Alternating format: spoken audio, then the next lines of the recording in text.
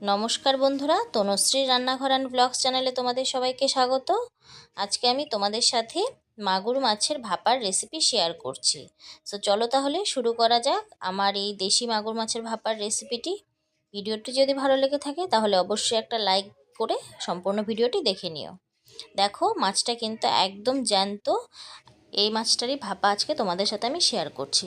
দেখো, মাছটাকে কিন্তু আমি ভালো করে কেটে ধুয়ে পরিষ্কার করে নিয়েছি। এবারে কিন্তু আমি এক এক করে সমস্ত কিছু এর মধ্যে অ্যাড করে দেব। দিয়ে দিলাম নুন, এরপরে আমি দিয়ে দিলাম এর মধ্যে হলুদ গুঁড়ো, দিয়ে দিলাম 1 চামচ লঙ্কা বাটা, এটা কিন্তু পাকা লঙ্কা আমি শিলনোড়াতে বেটে নিয়েছি। আর দিয়ে দিলাম সামান্য একটু জিরে বাটা, আর দিয়ে দিলাম একটা বড় সাইজের পেঁয়াজ যেটা আমি পেস্ট করে নিয়েছিলাম, আর দিয়ে দিলাম হাফ বাটি মতন সর্ষের তেল। যেহেতু এখানে পেঁয়াজ দিয়েছি বন্ধুরা, সেই কারণে কিন্তু খুব একটা বেশি আমি জিরে বাটা ব্যবহার করিনি। আর দিয়ে দিলাম কয়েকটা চেরা কাঁচা লঙ্কা। এবারে সমস্ত মাছটাকে খুব ভালো করে কিন্তু আমি ম্যারিনেট করে রেখে দেব।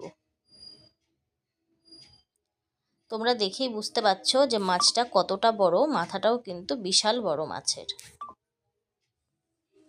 খুব ভালো করে আমি মাছটাকে মাখিয়ে নিয়েছি।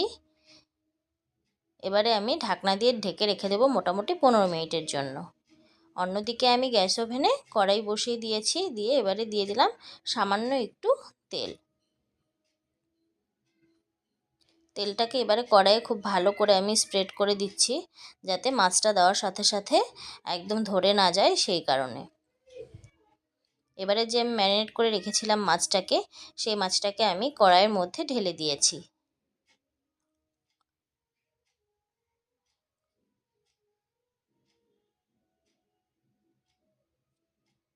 এবারে কিন্তু মোটামুটি 3 থেকে 4 মিনিটের মতন আমি মাছটার সাথে মশলাটাকেও ভালো করে একটু কষিয়ে নেব।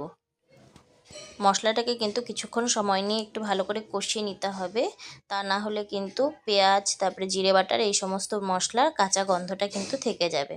মাছগুলোকে আমি উল্টে পাল্টে একটু মশলার সাথে ভালো করে একটু কষিয়ে নিচ্ছি। দেখো বন্ধুরা, মাছটা কিন্তু আমার অনেকটাই কষানো হয়ে গেছে, তোমরা দেখেই বুঝতে পারছো।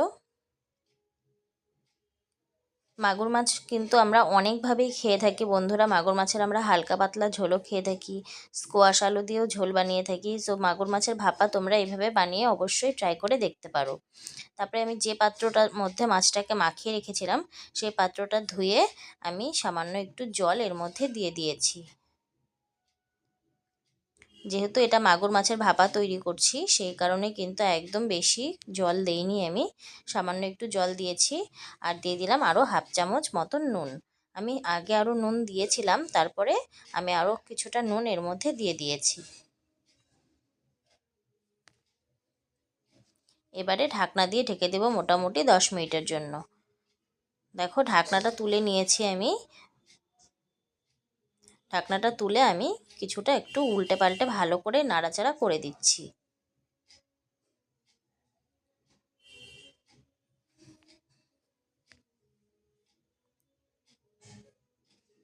বাস, তৈরি হয়ে গেল কিন্তু আমার এই মাগুর মাছের ভাপার রেসিপিটি। তো ভিডিওটি যদি ভালো লেগে থাকে বন্ধুরা, তাহলে কিন্তু তোমরা অবশ্যই একটা লাইক করে পাশে থেকো। আর যারা তোমরা এখনও মাগুর মাছের ভাপা এইরকমভাবে বানিয়ে খাওনি, তারা কিন্তু ট্রাই করে দেখতে পারো, খেতে খুবই ভালো লাগে।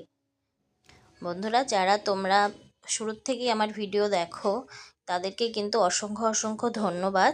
ধন্যবাদ বললেও তাদেরকে কিন্তু বলার আমার শেষ হবে না।